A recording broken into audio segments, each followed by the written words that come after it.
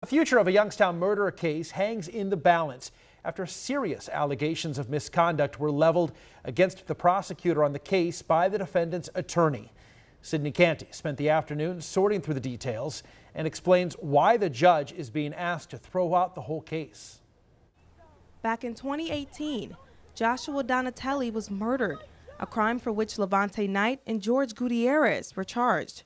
Knight's attorney, Dave Beatrice, has long claimed that there is no evidence tying Knight to the crime, but now he says it's even worse for his client. Beatrice says the one key witness to the crime could not identify Knight as the shooter in a police lineup shortly after the murder in 2019.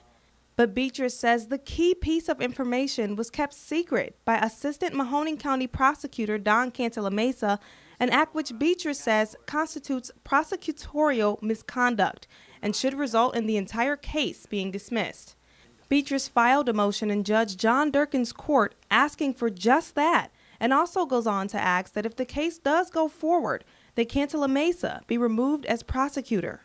Beatrice claims that for 2 years, Cantalamessa only disclosed that the key witness recognized Knight from seeing him on the news after he was charged in another unrelated murder 6 months after the Donatelli murder.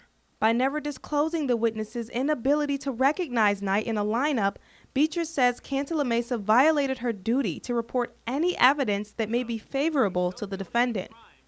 It goes even further than that, though, Beatrice claims. He says that Cantalamessa has demonstrated a bias against Knight by offering a generous plea deal to Gutierrez, but never reporting that to either Beatrice or Knight.